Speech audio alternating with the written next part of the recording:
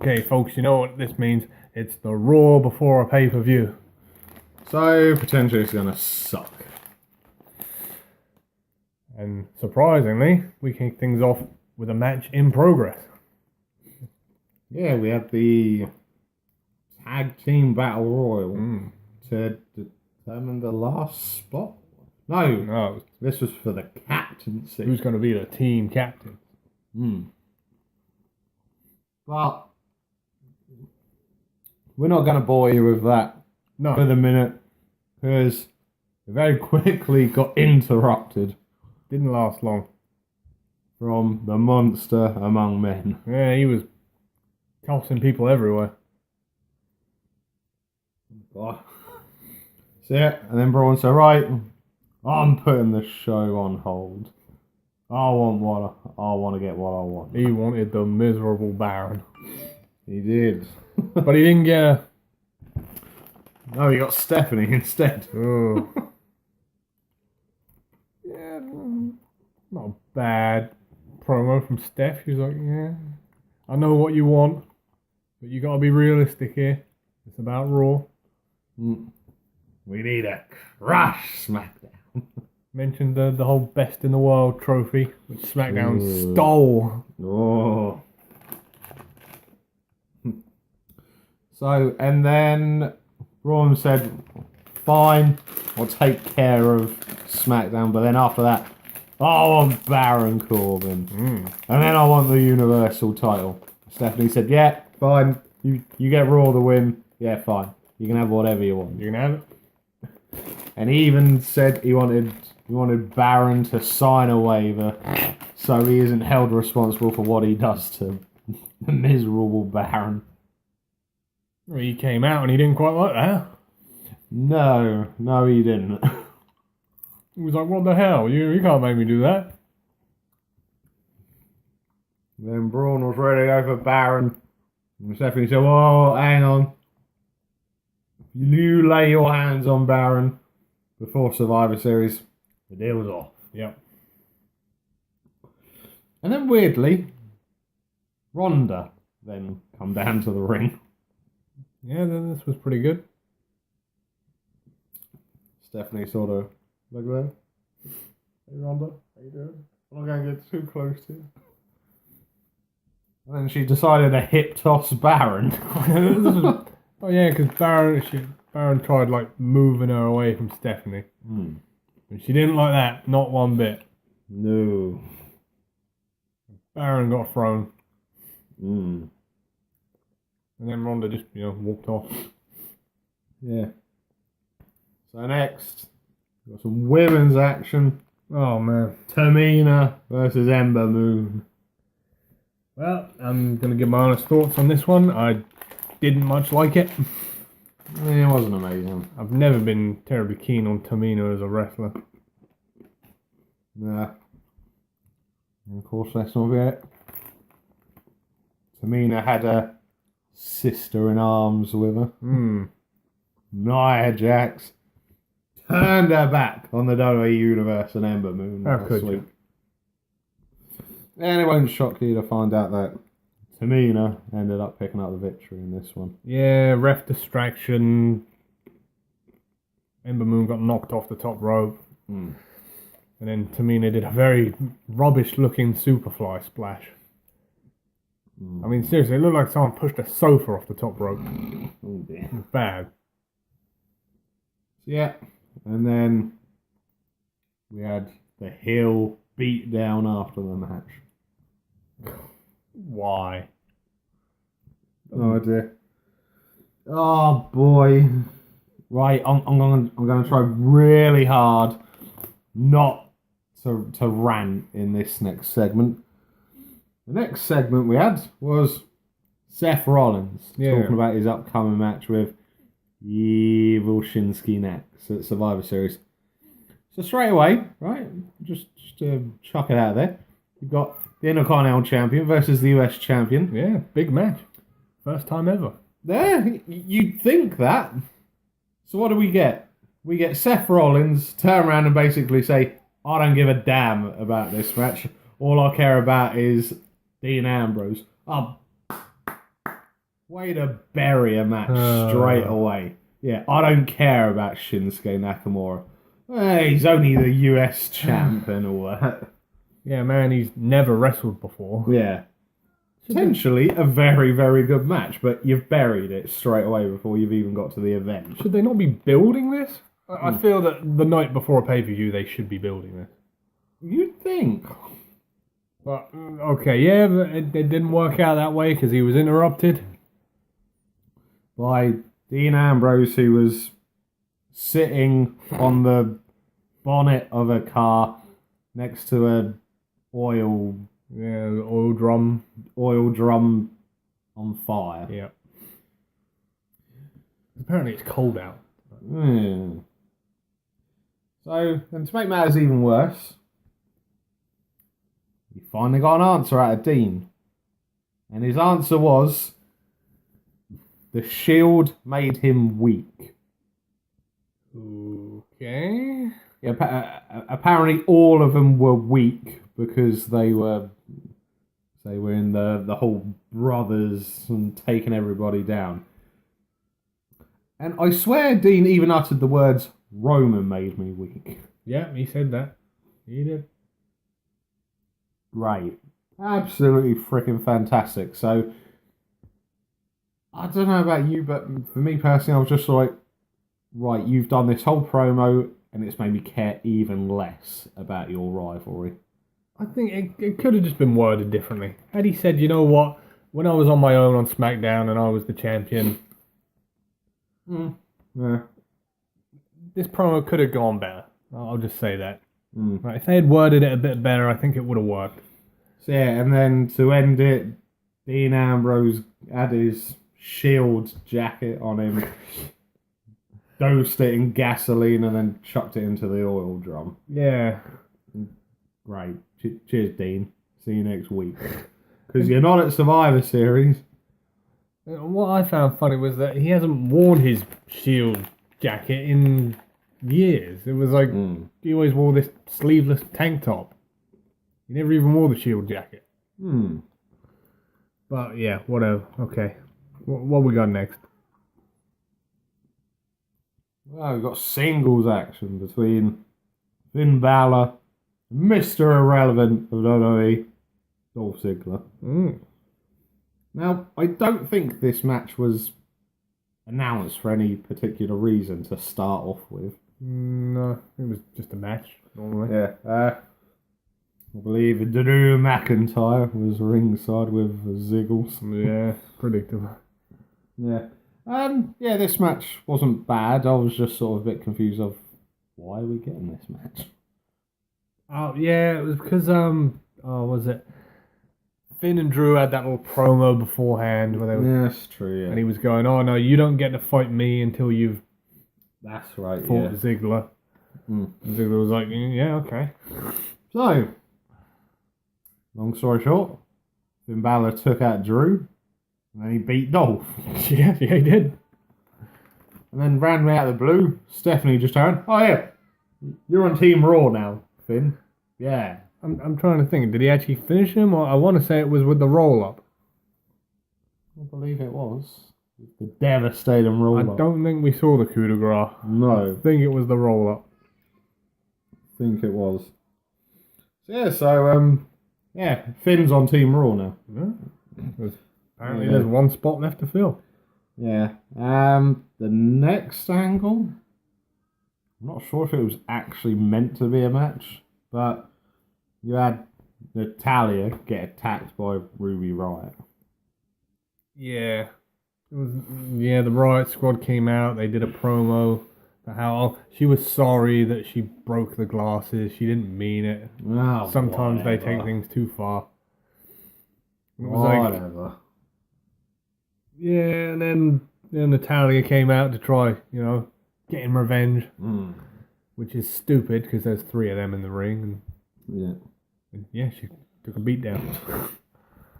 Fantastic. So, now, we're actually going to get to the Raw Survivor Series Tag Team Captain Battle Royal. Yeah.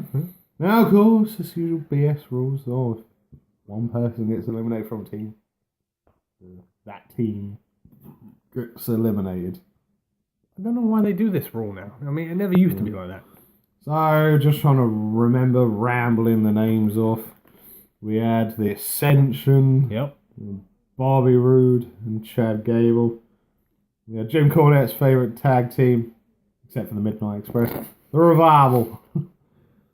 I believe Beauty and the Man Beast was in there somewhere. Yeah, we also had one of your favourite tag teams, the B team. Oh, God. Are they still around? Are they still employed? Yeah.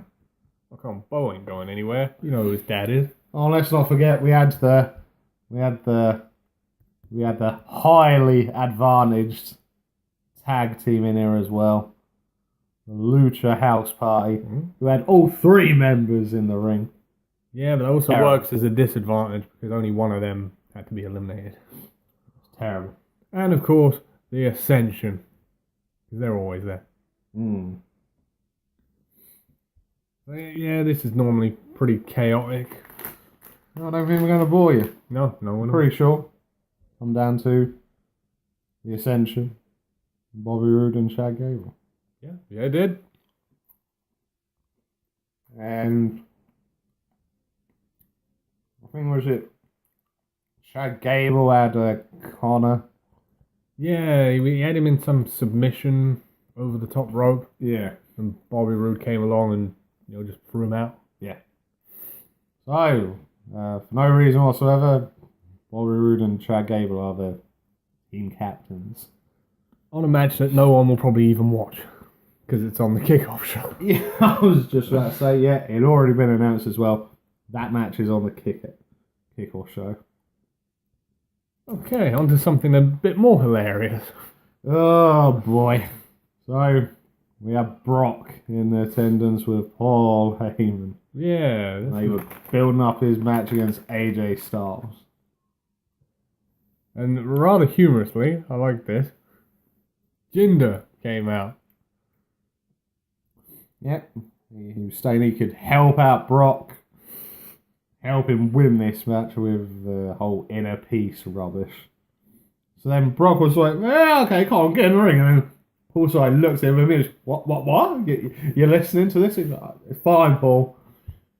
Then Jinder was there doing this whole shanty thing with the Singh brothers as well, let's not forget. Yeah. And within about half a minute, Brock took them all out. Oh, this was amazing. To the point where he actually held the Singhs off of the ground and then just launched them with a German suplex. The first one that got German suplexed, I was like, oh my god, he's dead. Because he landed pretty much right on his head. Yeah.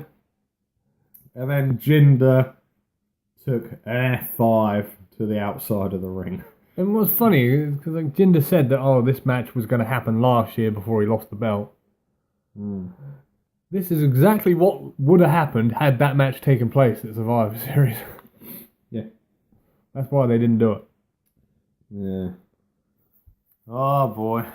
Okay. Now, if you weren't sick enough of this man and his stooge already, get ready, folks, because you're going to get annoyed again. We had Bob in action, and of course he had his annoying hype master, Leo Rush. Yeah, the Elias thing beforehand was pretty funny. You know what? I'm starting to really warm to Elias. 'Cause, like, he rang up Child Protection Agency. He was like, there is a man in the ring with a small child, and the child is making the man bend over, exposing his ass. Oh, funny. Elias is really, really starting to grow on me. It's a shock. I mean, has he always been this popular? He's even got his own chant now. It's like, what's that song called? Oh, is it along to the Seven Nation Army? Yeah, I think it is. Yeah. Because they go, oh, walk with Elias. That's the one. So, but unfortunately, we don't want to bore you with this match because unfortunately, the match was all right, but then we had a rubbish ending. BS ending number 1. Yeah, Now, so we should remind you that this match was for the last spot on the Raw Survivor Series team. yes. And so what do you get? Like, Elias goes to get back in the ring. Is it like count of 9? You think, oh, he's probably going to make it. And then he doesn't. He gets counted out. Then turns out Leo Rush was holding his leg from underneath the ring. So unfortunately, Bob is on Team Raw. Right. But I did love this part after the match though. Elias, then enraged, decided to beat up Leo Rush finally. He did. And then he launched him into Bob. Yeah, knocked them both out. Right.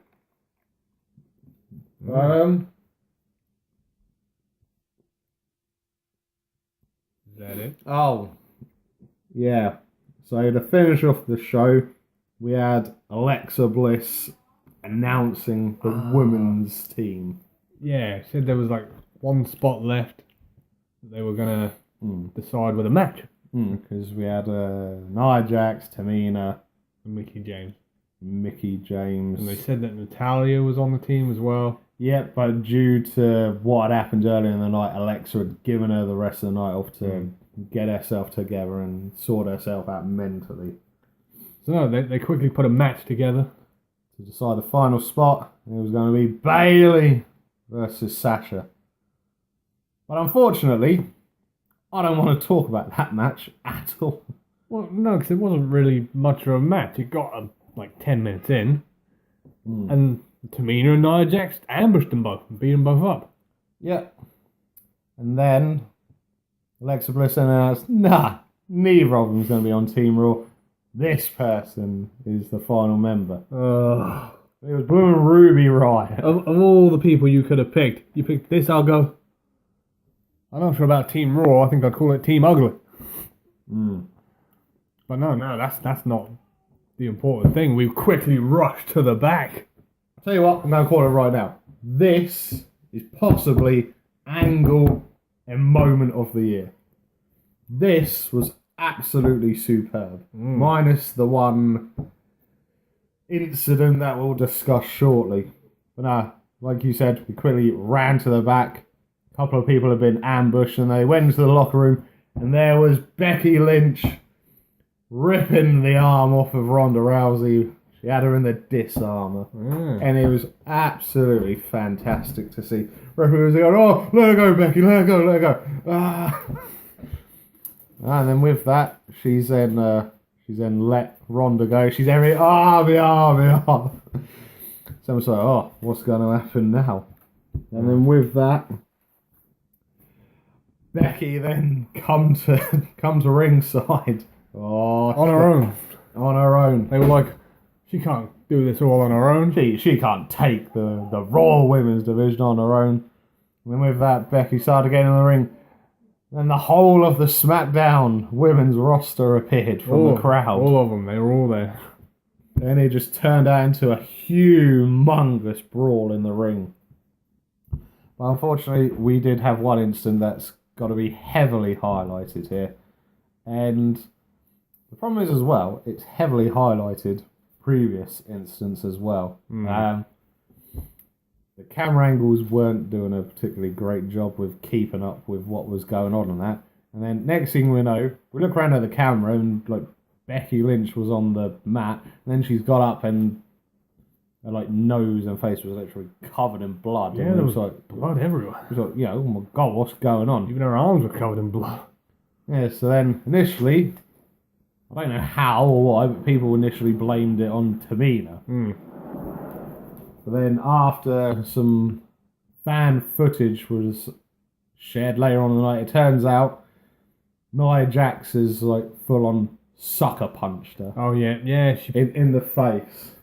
They even slowed it down, which is probably the worst thing you could have done, because you see her turn, look at her, and she doesn't pull a punch. She literally... Oh yeah, it's full on closed fisted as well. So with that, but I'll give her her dues. What a star Becky Lynch is if they let her go with this. She just, she shook it off and then she literally just destroyed half of the Raw Women's roster on her own. Yeah, and then Ronda came out, with a floppy arm. And you think, oh, we're done there. No. Becky then just went outside, got a chair, battered her injured arm with a chair. Yeah. And then when Baron and I think they possibly have some security with him or something come out, Becky was like, "No, time to go now, girls. Let's go." Then they were there in the crowd, and then Becky was just there, gloating like anything, and he was like, "My God, What a moment. wow." So you all covered in blood. Yeah. Yeah, Oh, so, man, what a shot. unbelievable end to the show. Absolutely brilliant. And screw it. I don't care. Let Becky Lynch destroy the whole of the women's division. I really don't care. She is that far over as far as I'm concerned. So, yeah. So, but it has unfortunately highlighted Nia Jax. Some worrying times for her. Yeah, I mean, quite even Brian Alvarez, quite highly respected wrestling journalist, he's come out and said she needs to go back to developmental. Apparently, it's not the first person she's injured either. No, they stayed at Evolution. She caused Zelina Vega to get a concussion because she literally launched her. I think it was into Tamina. Yeah. Convenient enough. Yeah. She literally launched her into it. Tamina couldn't react to it, and yeah. And then as well, they've also highlighted as well that earlier on, whenever it was, she's also injured Sasha and Bailey as well through negligence. Yeah, she was responsible for that shoulder injury Bailey had. She had all that tape on her arm for all those months. Yeah. So, yes, it's worrying times, I'd say, for Nia Jax, because then people have then come out and said, yeah, at times, she's not the safest of workers, and that's not something you want to get associated with you this early on in your career. Oh, no. Unfortunately, though, people will chuck out, well, the company's not going to care because it's The Rock's cousin and all the rest, and, they need to have The Rock on side of that. But, I think there's still got to be a point where sort of like, we can't have this be acceptable. No. Get it right, work safe, or, you're not there. I mean, if you injure yourself, fair enough, but you don't injure other people. No, because then it then turned out Becky suffered a concussion and a broken nose. Oh, man. Yeah, and then touching more on that later, but yeah. And then, unfortunately, what made it even worse, Nia had one person stand up for her. Arguably, the king of botching, Ryback. Oh, I figured he would stand up for her because he injured CM Punk like 3 times. And the problem is as well, he basically called out Brian Alvarez and basically said, like, you're just some effing idiot who's just a mark who just comments on all of this BS. And then I'll give him his dues. Brian Alvarez then turned around and said, actually, I wrestled in the 80s and mid-90s. I had like over 1,000 matches. Yeah. So I think I'm fairly qualified to comment on, what's right and who's working safe and who's not. Yeah, a lot more than Ryback is. Ooh, Jesus Christ. Yeah. But I'm sure we're going to talk about this a lot more. And that's how we ended Raw. Too bad we couldn't start Raw. Jeez. Right. Well, that's going to do it for this edition. From your hosts, the Master of the Brain Damage, Martin? and the one and only Sam H. We will see you again for the next one. The man!